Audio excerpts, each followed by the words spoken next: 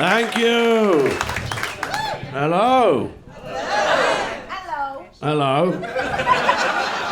Everyone having a good life? Yeah. Good. I'm not sure about this mustache either, by the way. Get a lot of shit online for it. This guy messaged me the other day saying, "You look like a fat, washed-up Jack Black." Jack Black's 20 years older than me. He's fat as well. These men on the train the other day, they were like, "Pablo, sell us a gram." So I did. Oh. You can't body shame people anymore, which is good for me. Us fatties are beautiful now. I don't make the rules. There's one thing left that you're allowed to body shame, and that's men with small dicks. That's still fine, apparently. Greta Thunberg had an argument on Twitter with Andrew Tate, who is under house arrest for sex trafficking in Romania.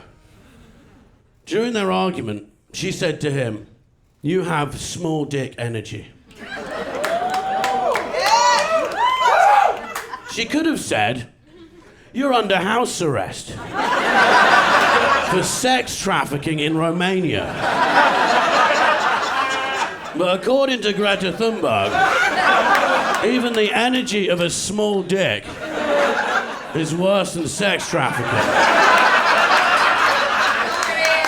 Small dicks, not recycling, sex trafficking, way down at the bottom. That's the world according to Greta Thunberg. Men with small dicks, they have been through enough. They need a figurehead. A man with a tiny cock and a lot of talent. Men with small dicks need their own Lizzo. A man with a chode that can sing like fuck. Puts pictures on Instagram of him in his Speedos. We'll just write Slay King underneath. If you just had a cold bath, you look fantastic. I've got a bad phone addiction. Spend about 7 hours a day staring at my phone. Anyone that bad? Yeah. 7? Yeah, what are you looking for? Anything. Yeah, you found it yet? No, fair enough. Me neither. I just scroll. I watched a woman I've never met before make a lasagna from start to finish on Instagram Live. I was there while it was in the oven, just waiting. I was like, this looks great. Not good. I got a friend who's a heroin addict, and he's worried about how much I use my phone. He's like, "You're wasting your life." And he's right.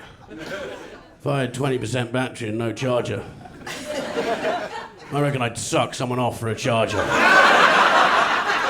When I say I reckon, I mean 100% I would. Suck the charge right out of him. I'm just wasting my life on Instagram, though. I got followed the other day by this girl I went to school with. Wasn't even friends with her in school. She followed me. I was like, "Oh, wonder what she's been up to all these years." Followed her back. Went through every single one of her photographs. 10 years of her life. It took me an hour. Turns out she's engaged to a man called Trevor. I was like, I wonder what Trevor's all about. Clicked on Trevor's profile. I did a deep dive on Trev. Don't do it, he's fucking boring. But Trevor's got a dog. And he's made a little profile for the dog. So I clicked on the dog's profile. Suddenly it's 4 o'clock in the morning. I'm at Trevor's third cousin's wedding in Mexico. And Trevor's not even there. Pathetic.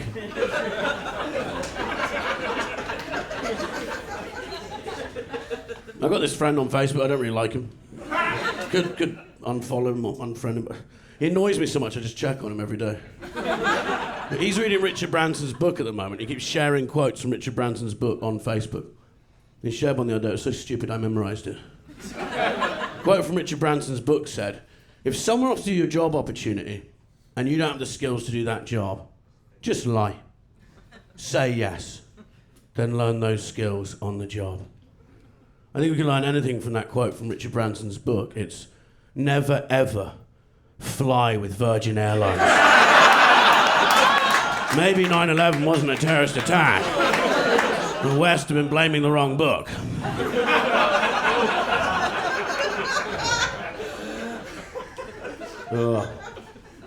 It's good being in America. Sharks scare me. I'm not getting in the sea. Terrifying. I was watching a documentary the other night on sharks. The guy hosting was like, you know, sharks are more scared of us than we are of them. I was like, really? I don't think sharks stay up all night watching documentaries about me. Later in the show, it was like last year there was only 60 unprovoked shark attacks worldwide. 60 What's a provoked shark attack? Who the fuck is doing that? Sounds like the worst stag do ever. Let's go to South Africa, lads. Find a great white and just start fucking with it. Dressing the groom up as a seal, like, woo! Shark's like, will you stop provoking me? Best man draws a cock on the shark with a Sharpie.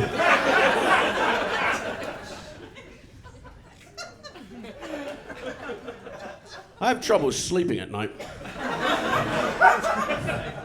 I've got this app called Calm, which is meant to help you sleep. Does anyone use that? Yeah? Did you pay for yours? No. So I paid £60 up front for a year. And I found out it's really easy to get for free. It's information like that really keeps me awake at night. If you haven't got Calm, it's basically this man who records his shower. Pretends it's a waterfall in the Amazon. Charges idiots like me 60. Makes this stupid bird noise, like chirp, chirp, chirp, chirp. If you listen closely enough, you can hear him count my money. He's got this really creepy voice. He's like, come down to the waterfall. Close your eyes. Open your mouth. Let the rainwater trickle down the back of your throat. Don't worry, clouds can be salty too. Chirp, chirp, chirp, chirp, chirp. Now go to sleep. Like, now I don't want to go to sleep. I'm worried if I do, I'll wake up with your fist half the way up my arsehole.